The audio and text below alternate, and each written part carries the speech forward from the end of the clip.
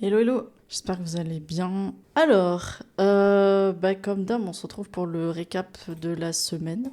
Une semaine qui s'est déroulée dans le plus grand des calmes.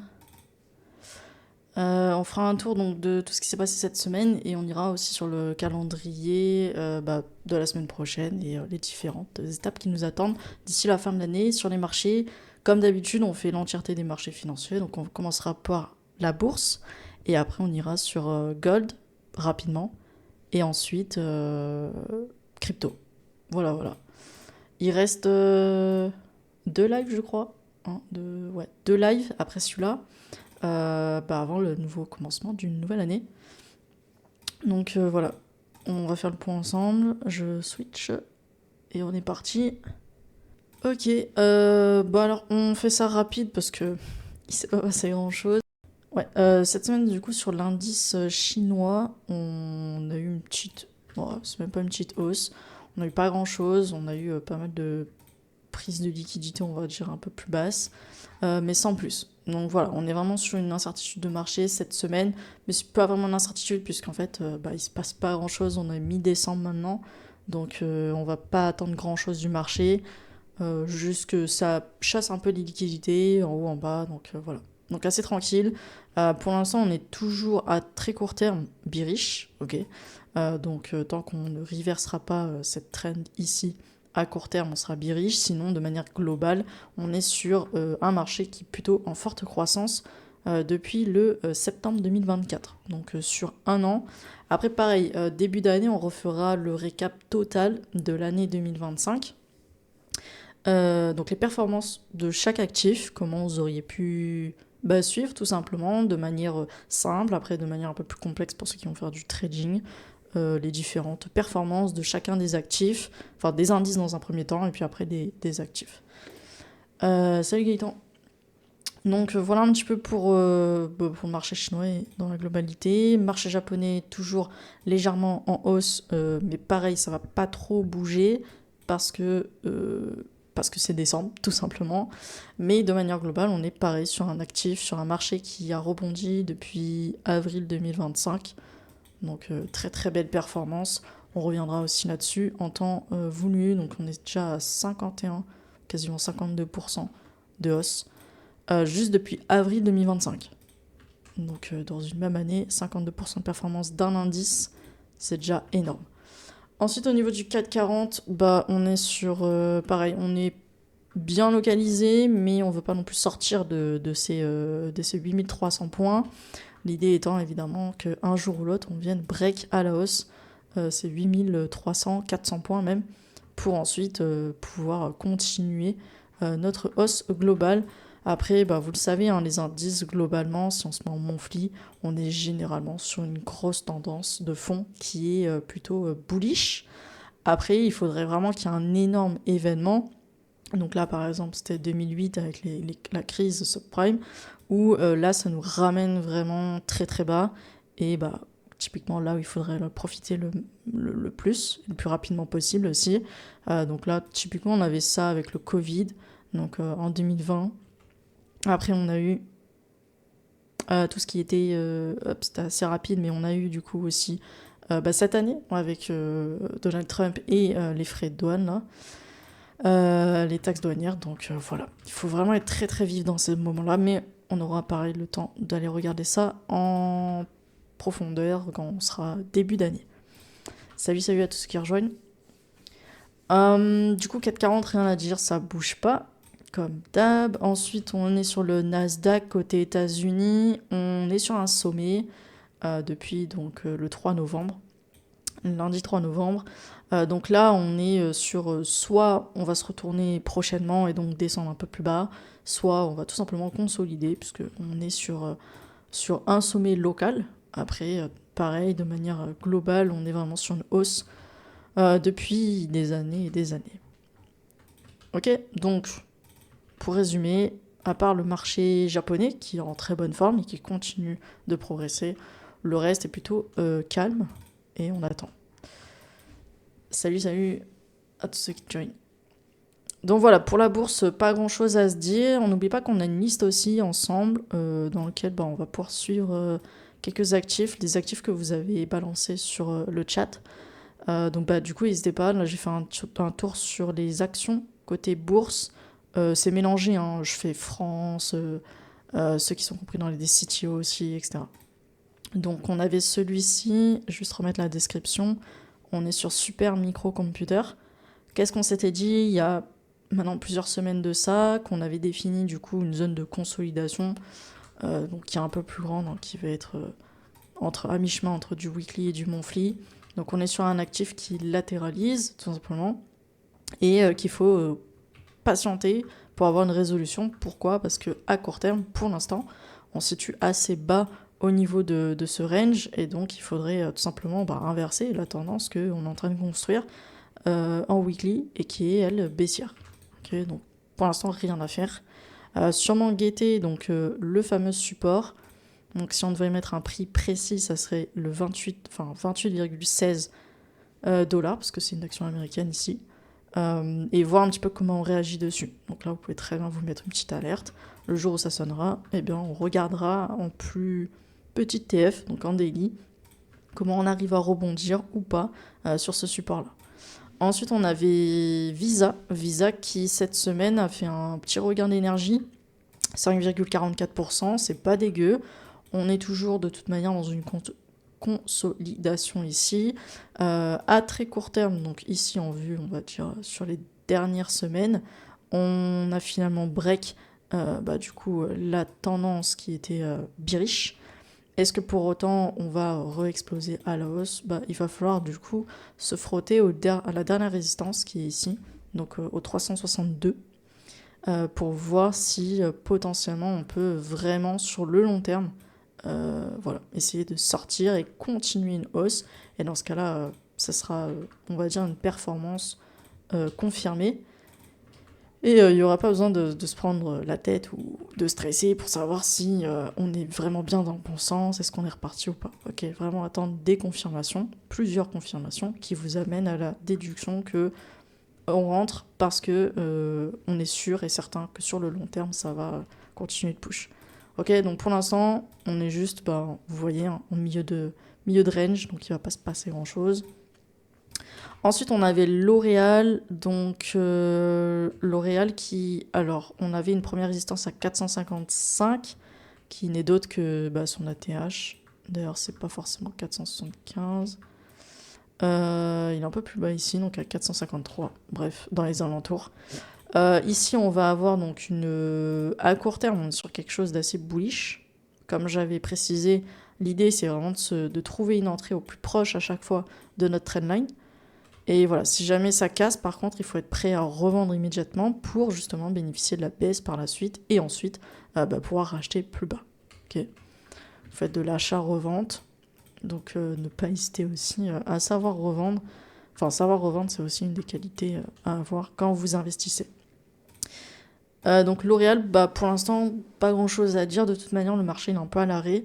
On verra donc début janvier, je sais pas quand. Ah, si on a la date.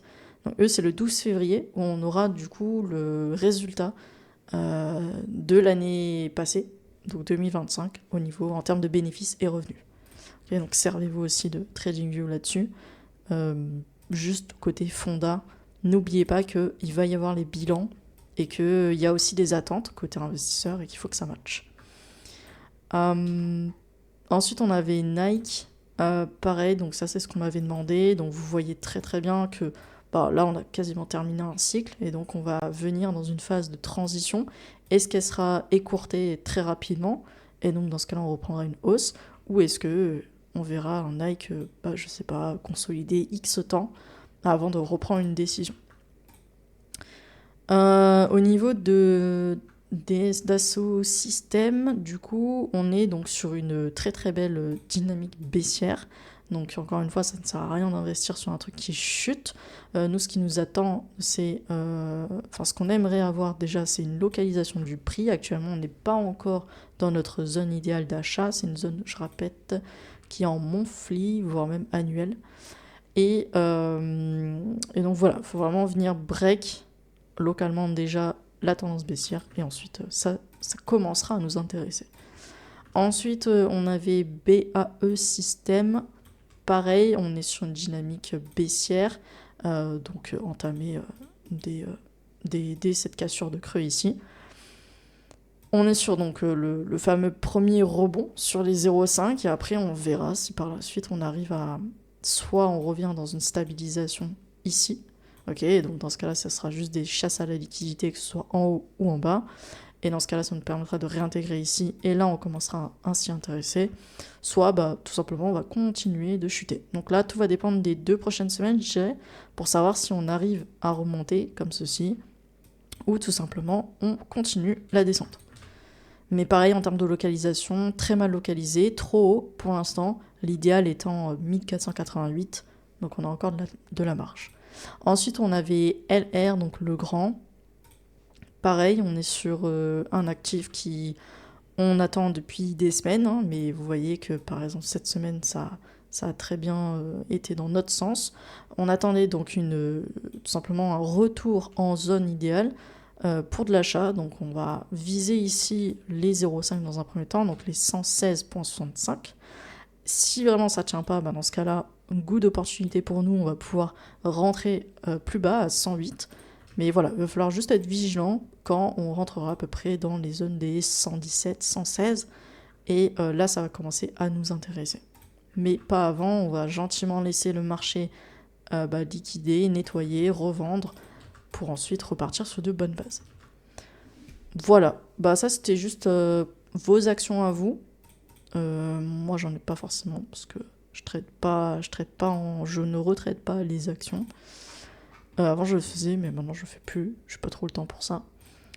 Du coup je sais pas si vous avez dans le chat d'autres actions, uniquement actions. Après on parlera crypto juste après. S'il y en a que vous possédez ou que vous envisagez de posséder, ça peut être aussi pour 2026 si vous n'êtes pas encore, je sais pas, si vous n'avez pas encore ouvert de PEA ou de compte en bourse, etc. Donc n'hésitez pas, c'est le moment. Qu'est-ce que je vois d'autre? Je crois qu'en termes de perf, cette semaine, c'était pas foufou. Si, il y a une banque qui a pris pas mal. Mais sinon, ouais, globalement... globalement, ça fait pas grand-chose. Ouais. Pas de grosse perf là-dessus. Enfin, côté 4,40 en tout cas. Ok, si pas de questions, moi j'enchaîne. Du coup, on va aller sur le gold. Alors juste avant, on fait un petit tour sur le DXY, juste savoir s'il est encore bien localisé. Donc là, juste à première vue, il est encore dans notre box verte. Donc on est plutôt tranquille. Et en plus il chute donc depuis 3 semaines, donc ça c'est magnifique. Donc voilà, c'est tout ce qu'il y a à se dire. Ensuite, donc, ça va nous permettre de voir les autres paires justement contre la valeur du USD. Donc ici, on va avoir le gold, donc XAU contre USD. Et donc forcément, si celui-ci chute, hein, le DXY, on devrait avoir un gold qui est plutôt intéressant. Et donc c'est ce qui s'est passé. Donc cette semaine, on a eu un petit push de 2,41%. Si on passe tout de suite en daily, on a donc une grosse résistance de prix qui n'est d'autre que son ATH au niveau des 4355,60. Donc on est venu faire une petite touchette là-dessus d'ailleurs et on s'est bien fait rejeter. Mais voilà, globalement on est sur un actif en daily qui est haussier. Rien à dire, il continue de l'aide, donc il a encore renforcé sa hausse ce jeudi-là. Et voilà, donc maintenant on va attaquer la grosse résistance de prix. Est-ce qu'il va refaire un nouvel ATH? Pas dans un premier temps. Là, ce qu'on attend de lui, c'est tout simplement qu'il se fasse rejeter. Donc ceux qui vont scalper, dites-vous que vous êtes plutôt sur une fin de mouvement, je pense qu'il serait en H4. Ouais, ça a déjà démarré vendredi dernier. Mais en gros, vous êtes plutôt à la fin d'un mouvement haussier que le début. Okay, si vraiment on voulait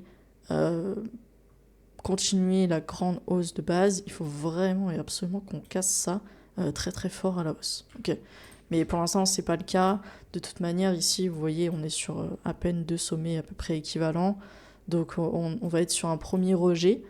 Après, je dis pas, bah, de toute façon, tant qu'on est maintenu entre ma borne haute et la borne du milieu, on est toujours de manière globale positif, ok? Donc, bah, pour ça, rien à dire. En tout cas, il me semble que, bah, en vue daily, non, attendez, weekly. Déjà en weekly, enfin le daily, il était ici et en live déjà, dès qu'on avait eu ça, on était déjà sur un mini retournement local, ok? Donc on partait sur une remontée de notre actif. Donc là, les zones plus optimales pour de l'achat, c'était ici, donc au niveau des 4055. Donc je pense que s'il y a des gens assez smart, ils ont visé un truc comme ça. Donc avec un stop loss plus ou moins géré selon votre type de profil. Et que là, on est tout simplement sur de la prise de profit des personnes qui ont pu acheter à 4060. Ok, aux alentours des 4060. 4000 pour ceux qui ont chopé les mèches. Et voilà, tout simplement. Donc là, je crois que j'ai vu passer certains RR3, voire 4 pour certains. Donc bien joué à eux, ceux qui longuent au niveau du gold. Mais maintenant, c'est terminé. Enfin, pour moi, c'est terminé, surtout qu'on arrive en fin d'année. Donc là, on va juste se faire rejeter. Je pense que potentiellement, on peut venir en fait chasser. Et l'idéal, ça serait vraiment de chasser un petit peu au-dessus. Donc refaire une sorte de nouvelle ATH, faire du bruit. Mais en fait, derrière, venir corriger à court terme. Donc voilà un petit peu pour le gold. Donc quand c'est dans ces cas-là, visez plutôt du scalping. Sinon, ne tradez pas, tout simplement. Le silver, ça va être différent, puisque lui, il enchaîne des ATH sur ATH. Donc là, on est monté à 65, grosso modo. Bah, j'ai rien à dire, il est extrêmement bearish. Je pense qu'on est plus proche d'une fin, là, bientôt. Surtout avec ce magnifique rejet ici. Donc ouais, je pense que certains ont dû prendre des profits à 64, un chouïa en dessous de 65 parce que c'est un chiffre rond. Et du coup, première revente en tout cas cette semaine qui a été connue, donc c'était vendredi. À voir si on arrive à push un petit peu plus haut, sinon on connaîtra un retracement d'ici peu. Voilà, donc ça c'était les grosses références. Et troisième grosse haute référence, ça va être le BTC. Je vais faire les totaux. Est-ce que je fais les totaux d'abord? Ouais, on peut faire les totaux. Donc les totaux, pour résumer, en gros, c'est l'argent qu'il y a sur le marché. Actuellement, on a 3 trilliards tout pile. Faut savoir qu'il y a pas longtemps que ça, il y a 2 mois, on était à 4,28 trilliards. Donc autant vous dire qu'on a perdu un trilliard, ça fait beaucoup. On a perdu un trilliard sur notre marché. Beaucoup de personnes qui partent, déçues du marché, comme d'habitude. Hein. C'est pas nouveau, hein, des retracements, on en a tout le temps. Voilà, des gens qui partent, qui rentrent.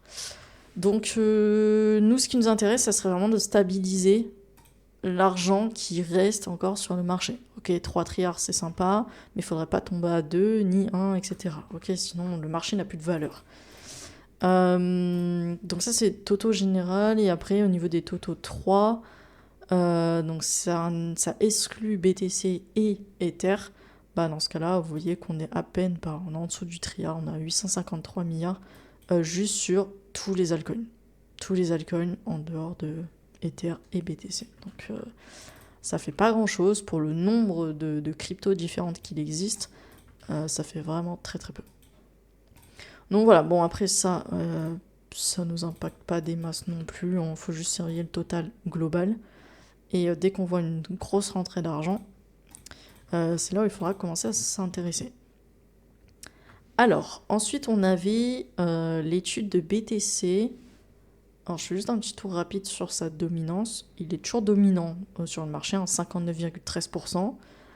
Donc, je vous conseille fortement d'avoir au moins plus de la moitié sur du BTC si jamais vous voulez vous exposer. Sinon, vous pouvez toujours laisser en stablecoin et attendre vraiment le bon moment pour repartir. Mais il ne faudra pas louper, quoi. En termes de prix, donc là on va pouvoir... Alors attendez, je sais pas pourquoi il y a autant de trucs. Parce qu'on n'avait pas fait tout ça la dernière fois. Hop. Alors en termes de prix... ouais, je laisse comme ça. Bon attendez, hop, on enlève ça et ça.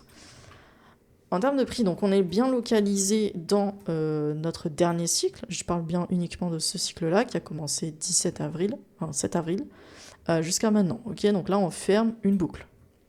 Donc normalement, si vous connaissez et si vous avez suivi aussi mes vidéos YouTube, puisque tout est dit à l'intérieur, on a toujours 3 phases dans un marché. On range, donc première phase, on va monter. Ok. Ensuite, on va venir se retourner et faire une correction qui va être plus ou moins forte par rapport à notre début de mouvement haussier. Et ensuite, on va partir sur une petite phase de transition. Ok, range, transition, stabilisation, vous appelez ça comme vous voulez. Et ensuite, on repart à la hausse, etc., etc. Donc là, une fois que vous savez ça et que c'est toujours le même cirque, parce que ici c'était la même chose, donc ici on push, ici on corrige, ici on a commencé à transitionner. Comment on voit les phases de transition? C'est tout simple. Il suffit de regarder uniquement les creux et les sommets. Si vous avez du mal à voir ça graphiquement parlant avec des bougies, vous pouvez toujours passer en mode ligne. Et quand en fait vous voyez qu'on commence à faire ce qu'on appelle un support, donc on fait des creux qui sont à peu près équivalents, c'est à ce moment-là qu'on commence à faiblir sur la descente et donc commencer à toucher et à mettre un bottom. Donc une ligne de prix tout simplement sur laquelle on ne veut pas descendre plus bas, pour parler français. Et ensuite, on repart à la hausse, on fait des corrections. Pareil, on se retourne, on repart à la hausse, on fait des corrections. Donc là, logiquement, on devrait soit c'est pas la fin encore de la correction, ok, parce qu'en soi, pour moi, elle est vraiment très courte. Mais sinon, on partira en phase de transition. Ok? Sachant que, en termes de localisation, on est plutôt bien localisé pour avoir des acheteurs. Est-ce que pour autant, vous voyez des bougies vertes là-dedans? Donc, pour moi, des bougies blanches.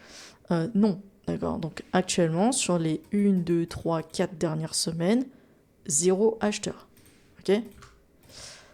Donc, si vous avez la vision, là je parle uniquement weekly, donc c'est vraiment pour ceux qui ont la vision long terme. Déjà, si vous comprenez le weekly, tout ce qui en découle derrière, vous allez le comprendre. Mais déjà, rien que sur ça, et une analyse graphique quelconque, ça aurait pu être des bougies 1 minute, ça aurait pu être des bougies 5 minutes, le raisonnement est le même. Du coup, juste sur ces 4 dernières bougies, on n'a aucun acheteur. Okay, on n'a jamais fini une semaine avec une forte bougie verte à la hausse comme ça. Donc, les acheteurs sont pas encore présents. Est-ce qu'il y a encore une grosse peur sur le marché? Oui.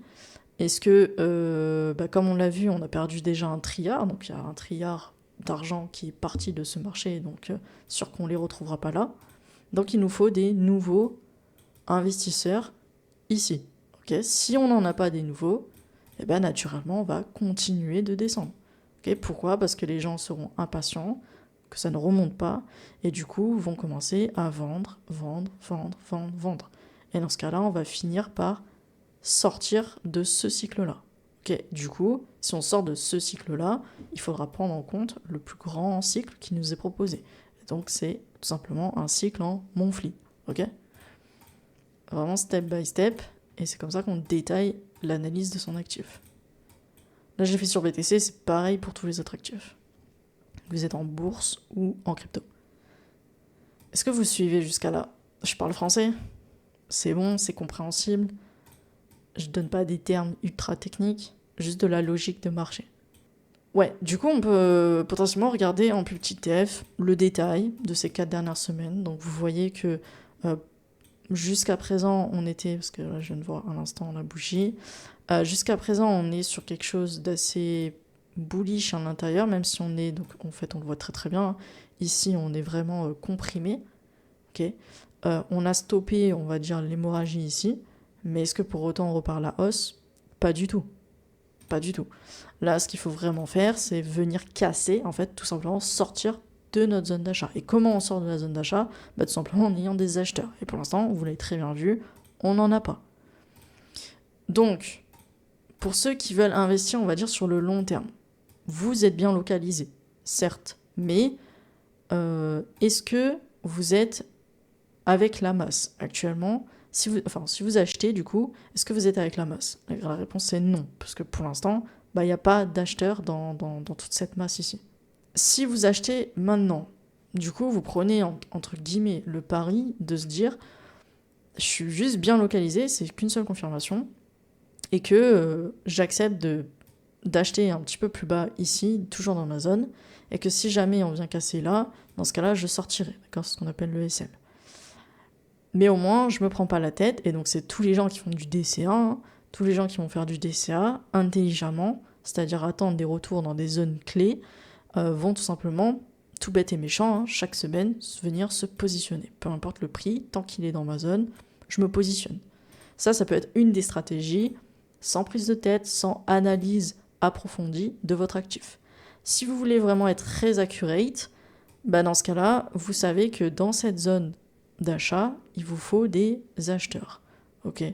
Et donc, vous allez potentiellement attendre quelque chose qui fait vraiment une tendance haussière et qui est solide, donc à la fois en daily, vous pouvez aussi monter en 3 jours, et qui finalement en weekly va vous montrer une hausse progressive sur plusieurs bougies weekly vertes. Ok.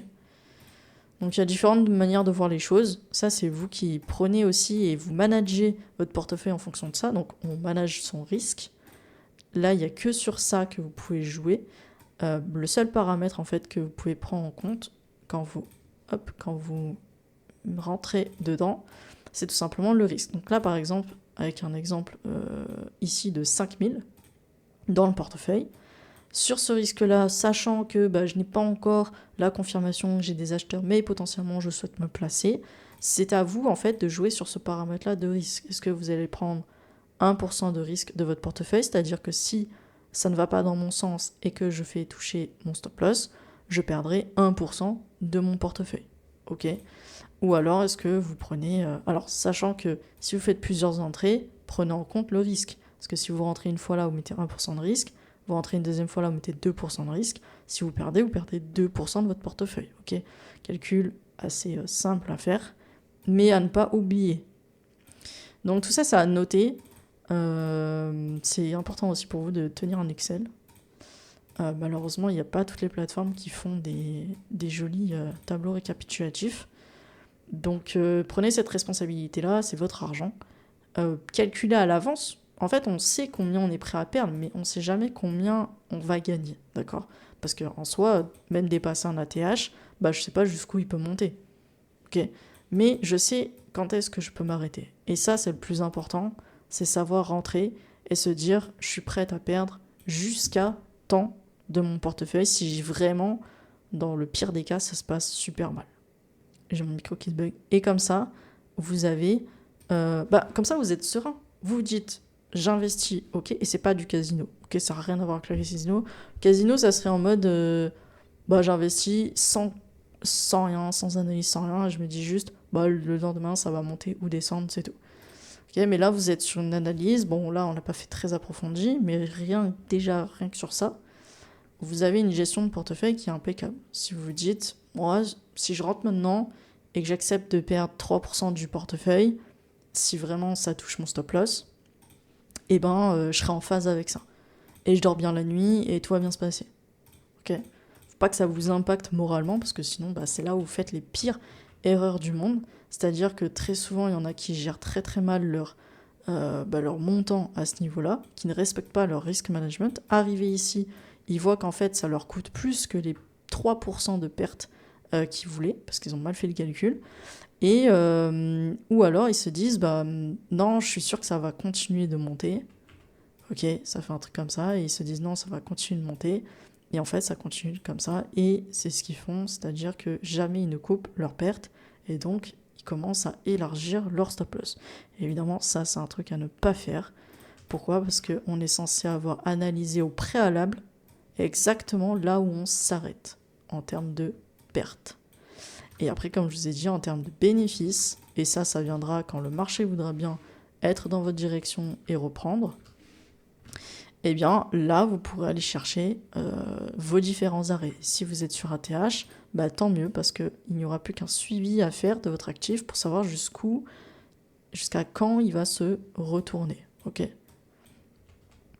Donc voilà, c'est assez simple, je pense, à comprendre. Sinon, vous avez des vidéos sur YouTube, notamment sur ma chaîne, où je résume exactement tout ça, avec la taille de position, comment on se positionne. C'est pas je mets 1000 balles et du coup je fais 3% de 1000, non. Il faut prendre votre capital total, utiliser du coup les outils qui sont à disposition, c'est gratuit en plus. Ça, je comprends pas, mais en gros, c'est gratuit, donc il y a juste à savoir les utiliser.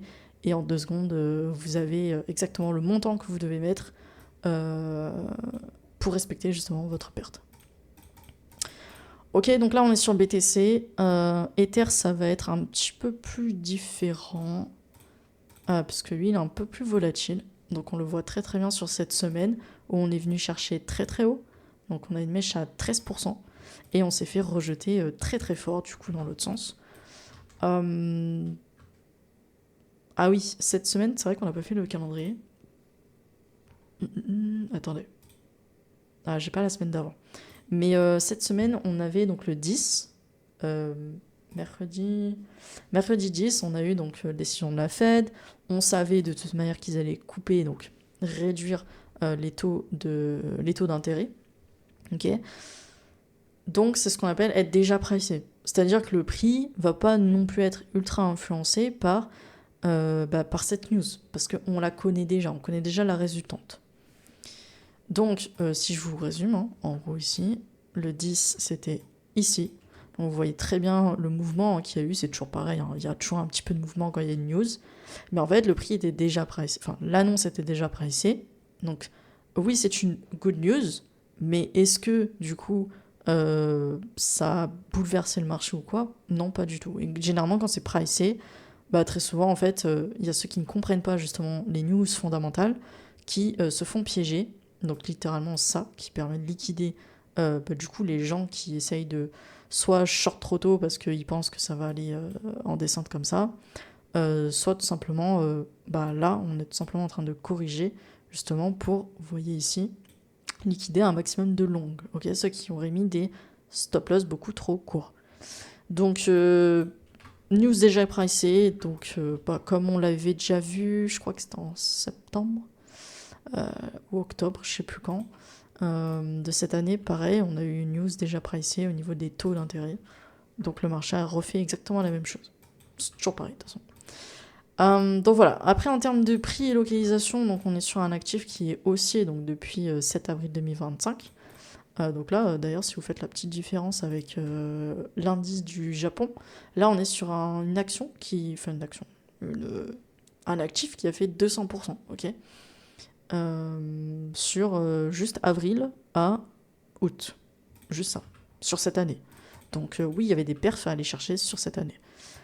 En termes de localisation maintenant, donc il a déjà commencé un petit peu à mécher dans la zone justement où on attend des acheteurs. Pour moi, la baisse, elle n'est pas finie. Okay. Pour moi, BTC, il était un peu plus solide, on va dire, que Ether. C'est pas fini. Là, on a liquidé pas mal de gens encore. Il va falloir attendre, tout simplement. Attendre. Moi, j'attends vraiment de lui qu'il descende, vraiment dans cette zone, qu'il fasse ça bien. Là, l'idée, c'est que donc en daily, vous voyez qu'il est plutôt assez haussier. D'ailleurs, il a une meilleure mine que notre BTC. Mais voilà, on n'est pas à l'abri. Enfin, là, on est vraiment sur une pattern qui, pour moi, pourrait tout simplement être ce qu'on appelle une sorte d'escalier montant. Et puis après, on vient break tout ça. Okay, c'est tout simplement une trendline qu'on viendrait casser dans un futur proche.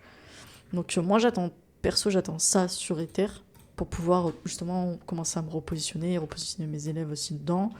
Mais sans ça, pour moi, le prix, il est un petit peu perdu, un petit peu au milieu de nulle part. Donc il est tout simplement entre deux ratios. Donc on va devoir attendre un peu plus de développement de sa part. Pareil en weekly, on est sur une sacrée chute. Là, je pense qu'on va aller chercher tout simplement, on est à la recherche d'un sommet, tout simplement. Puisque ici, on a réussi à trouver enfin une fin à cette fin de mouvement baissier. Et il faut voir si par la suite ça permet de se stabiliser ici ou tout simplement de continuer à la baisse. Okay, donc là, il faut tout simplement attendre que, encore une fois, le marché se construise. Okay, vous voyez précédemment, ça sert à rien d'être à l'affût complet. Hein. Quand on descend ici, vous voyez, on vient construire tout simplement ici et là des creux et des sommets. Okay, et c'est sur ça que votre œil, votre analyse doit se porter.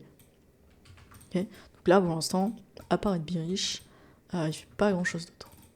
Et oui, peut-être que en début de journée, vous pouvez le voir super positif. Et en fait, vous attendez tout simplement à la fin de la journée et vous verrez que bah, il a fait une grosse mèche, par exemple. Donc faites attention à ça, c'est ce qu'on appelle la volatilité. On est sur des marchés très volatiles, crypto, etc. Même au niveau du gold, le gold est ultra volatile, très manipulé par les institutions. Donc soyez toujours dans le bon sens. Et si jamais vous tradez, bah, déjà, regardez les news, l'heure exacte des news. Donc là, d'ailleurs, ça me fait penser qu'il faudra aller voir pour cette semaine. Et sinon, toujours dans le bon sens, ok? Donc H4, c'est vraiment votre traîne, on va dire, la plus grande pour de l'intraday et du scalping. Et n'allez pas à l'encontre du marché. Délimitez bien toutes vos zones également, mais vous voyez à quel point, bah déjà, juste en H4, c'est un peu dégueu. C'est, je pense, un peu difficile pour les débutants de voir ces genres de bouger un petit peu dans tous les sens. Donc voilà. Patientez. Si vous êtes débutant en trading ou même en analyse technique, que ce soit pour l'investissement long terme et tout, décembre, c'est vraiment le mois de repos. C'est vraiment le mois où il va moins se passer les choses. Il y a août aussi, mais généralement, c'est plutôt décembre. Donc prenez ce temps-là pour soit continuer de vous former. Rien ne vous empêche évidemment d'aller backtester, hein, mettez le mode replay et vous allez vous taper la lecture de toutes les anciennes bougies. Des cycles, il y en a tous les... Bah là du coup il y en avait eu en 2021 à 2022, ici il y a eu 2023 à 2025, ici on a 2025 à maintenant. Donc on a pas mal de cycles, regardez ce qui s'est fait historiquement, et vous verrez en fait à chaque fois c'est toujours la même chose. Donc pendant que vous ne faites pas de trading ou que vous n'investissez pas ou que vous ne regardez pas les marchés, allez vous former, continuez d'apprendre, prenez ce temps mort ici pour pouvoir justement affiner vos compétences là-dessus.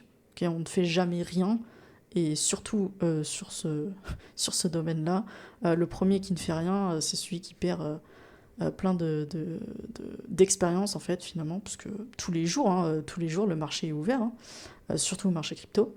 Donc chaque minute dans lesquelles vous parlez et que vous ne regardez pas les graphes, bah, c'est des minutes déperdues dans votre apprentissage. Okay, il se passe plein de choses à la minute. Là, je ne le montre pas forcément, mais en 3 minutes, on retrouve exactement les mêmes patterns, la même cyclicité. Donc voilà, c'est juste, prenez le temps pour analyser tout ça. Ok, du coup là on était sur Ether, on a fait BTC. On peut aller voir notre liste. Après elle est pas folle la liste, hein, parce que vous me donnez toujours des petits trucs qui servent à rien.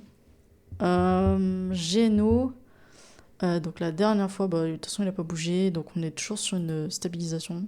Ok. Voilà, c'est tout. Petite stabilisation. Le jour où je le verrai vraiment push un peu comme ça et vraiment sortir de ça, parce que là on a une énorme résistance de prix à 152,19.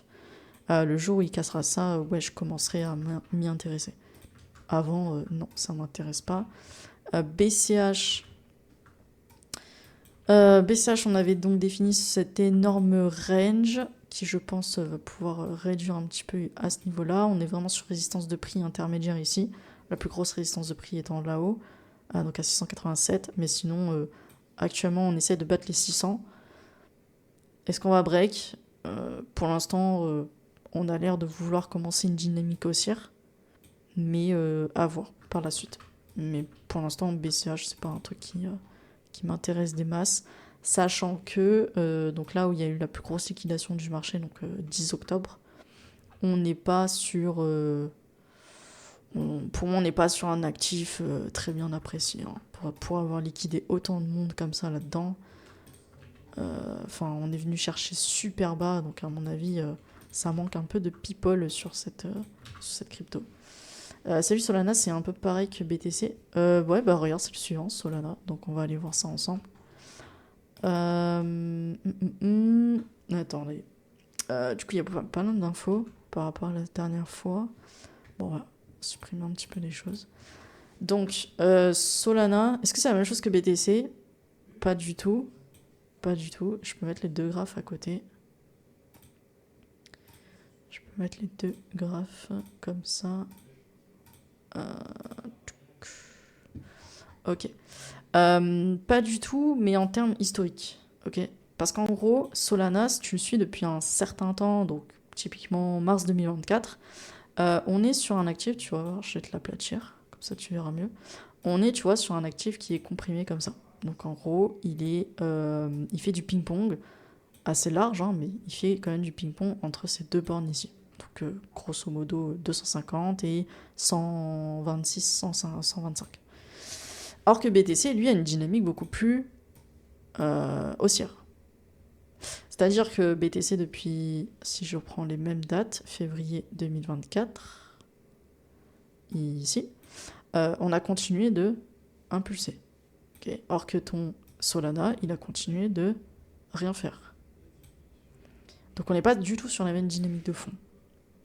Donc aujourd'hui, tu es d'accord avec moi que tu préfères plus un truc qui a tendance à hausser qu'un truc qui, on ne sait pas où est-ce qu'il va.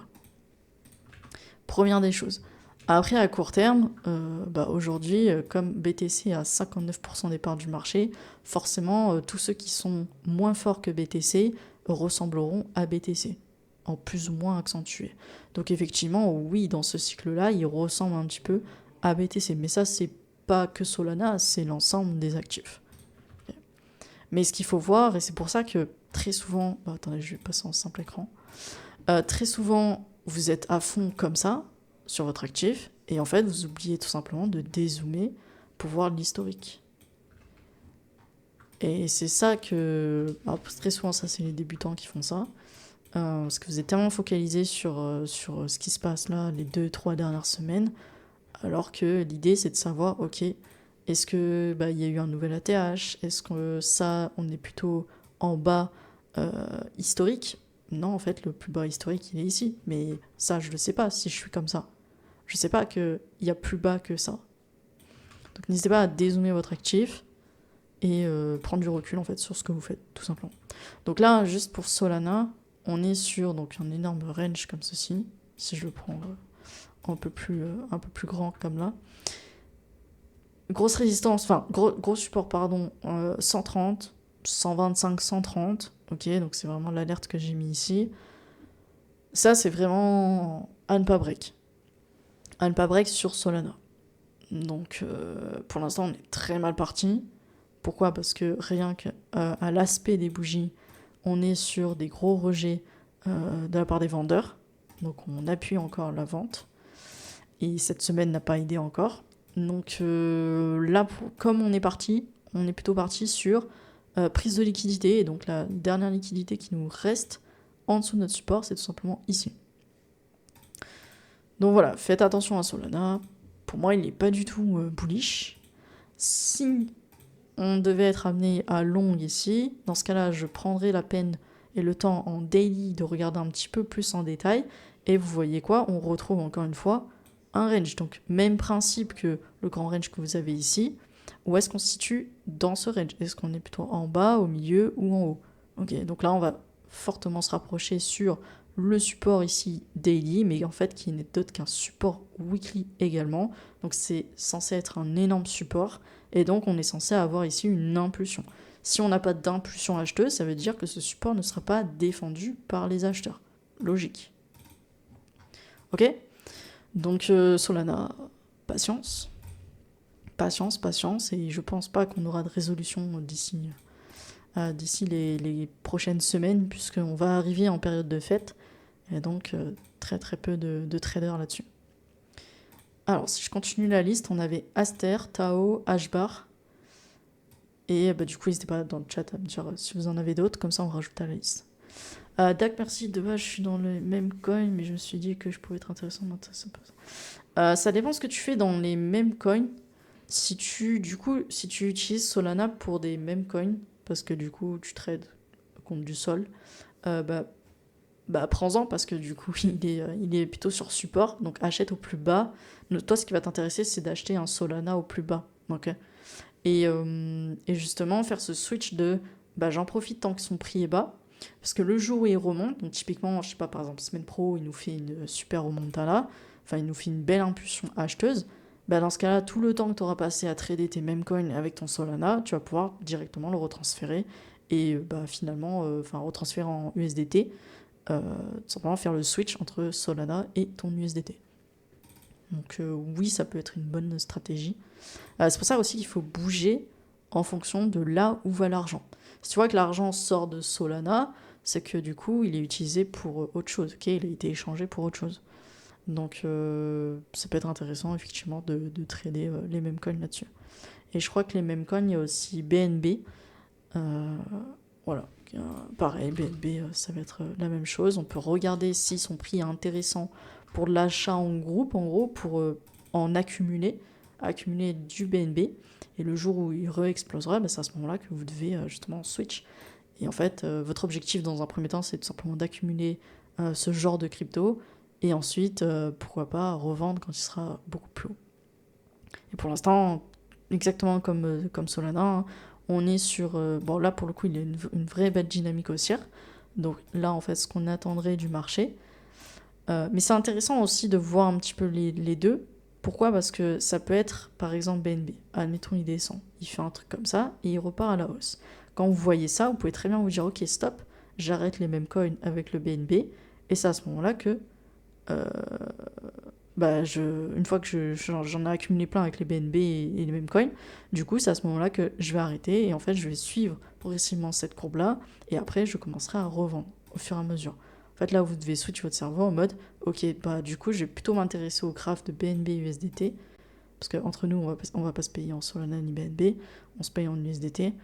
Et donc, c'est à ce moment-là que vous switchez et que vous passez en mode, ok, vente sur BNB. À quel moment ? Tout simplement. Mais tant que vous n'avez pas ça, vous pouvez continuer d'accumuler du BNB sur la descente, tout simplement. Et après, peut-être qu'un jour, il repartira à la hausse. Et dans ce cas-là, vous serez prêt.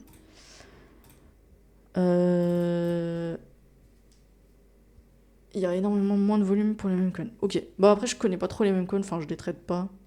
Donc, bonsoir. Ouais. Selon toi, bonne zone d'achat pour Ondo. Eh ben, regarde, on va mettre Ondo dans la liste. Comme ça, on le checkera pour les prochaines semaines. Attends, ça c'est pas son graphe entier, je crois pas. Bah si. Après, vous êtes sur des vieilles cryptos, encore une fois. Hein. Toutes là, en fait là on va switch d'année. Donc c'est très simple. Hein. Tous ceux de 2024 avec l'IA, machin, etc. Va falloir les mettre un petit peu de côté. Et je pense qu'en 2026 on retrouvera des nouveautés sur le marché, tout simplement. Ondo. Tu m'as dit quoi ? Bonne zone d'achat pour Ondo ou le graphe te semble plutôt aller vers la poubelle ? Là, tel quel, c'est poubelle. Pourquoi ? Parce que ici, il y avait énorme support, il a tout cassé. Ok. Ici, bon là je l'ai noté en vert, c'est une micro-zone où potentiellement on peut avoir un retournement, mais local. Tendance de fond, full bearish. Là, pour l'instant, dis-toi qu'on a un sommet, on n'a toujours pas trouvé le creux. C'est-à-dire que là, on n'a toujours pas trouvé de points morts, de points de pause dans toute cette descente-là. Après, en termes de zone d'achat, du coup, je suppose que tu dois faire référence à celle-ci, mais qui du coup est break. Donc là, vraiment, dernier carat, c'est les 0,3480.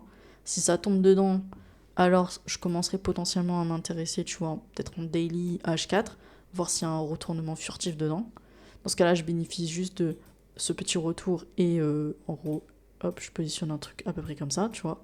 Et je bénéficie juste d'aller chercher tout simplement, en fait, tu vois, en weekly, le futur sommet qui sera à peu près par là. Soit c'est poubelle, en fait. Soit il m'intéresse pas. Donc moi, le seul moment où il m'intéresserait, ça serait quand il descendra à 0,3480. Pas avant. Parce qu'avant, il n'a aucun signe de retournement à la hausse. Et tu le vois en plus en détaillé ici, il n'y a rien pour retourner. Ok, donc après on a Aster.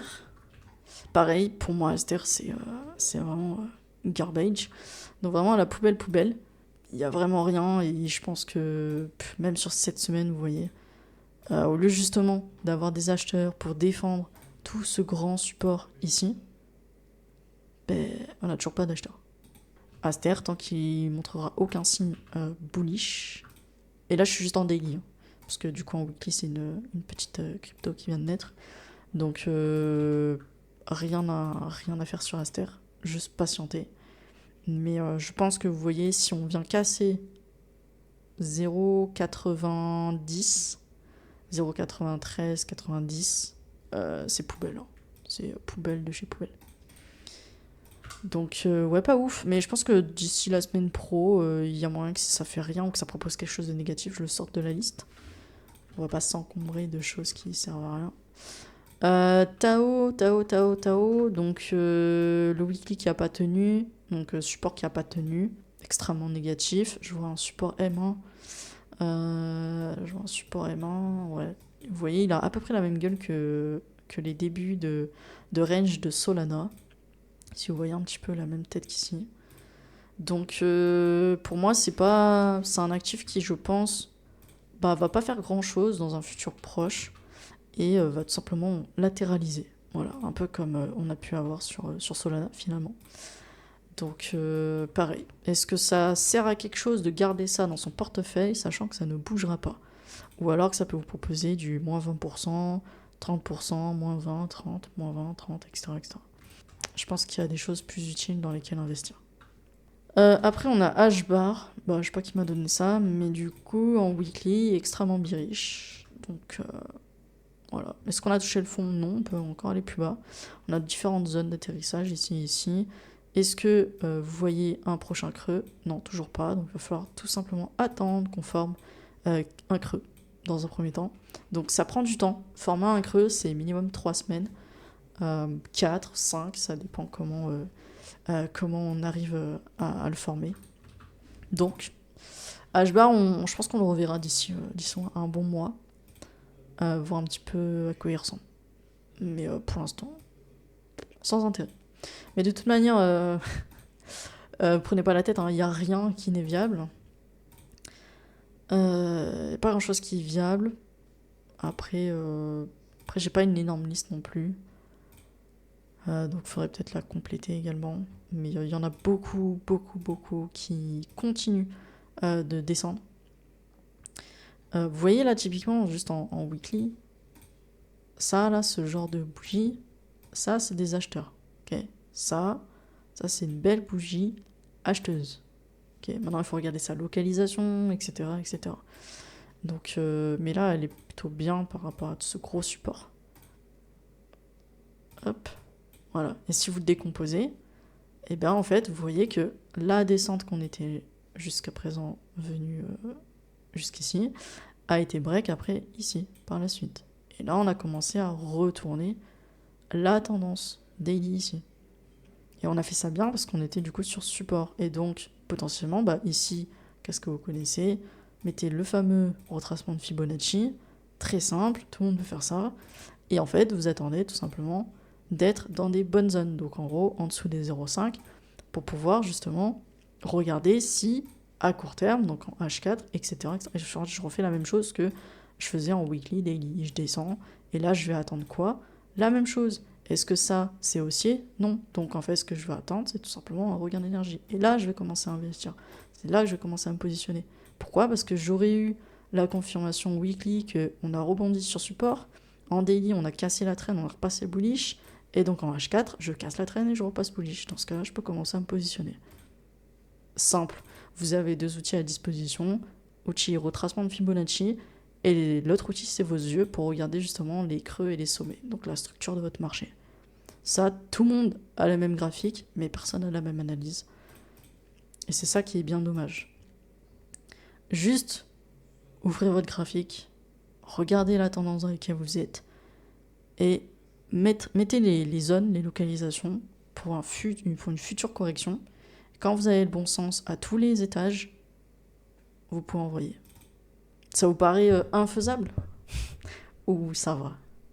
Et là, c'est même pas c'est pas du trading pur et dur, vous voyez, parce qu'en soi, je pourrais affiner encore plus, savoir le prix exact de là où on pourrait se retourner, etc. Là, c'est vraiment tout un autre domaine. Mais juste ça, la logique de comment ça fonctionne, je sais que c'est cyclique, je sais qu'on va descendre, monter, donc ça va former des creux et des sommets, je regarde ma tendance, et après, j'ai un outil à disposition que tout le monde a, qui après, il y en a plein des outils.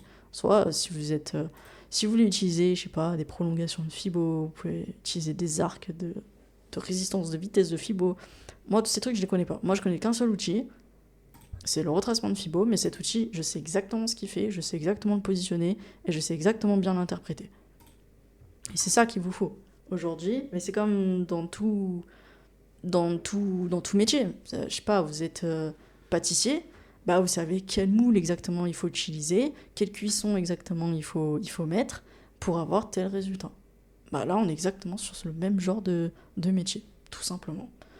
On a les mêmes outils, mais certains cuisent différemment. Donc voilà, c'est de l'apprentissage. Si vous voulez pousser vers cette voie-là, bah moi je vous conseille fortement de vous former. Moi je fais une formation, mais il y en a plein d'autres aussi sur le marché. À vous surtout de voir avec quelle affinité, quelle affinité vous avez le plus, avec quelle personne.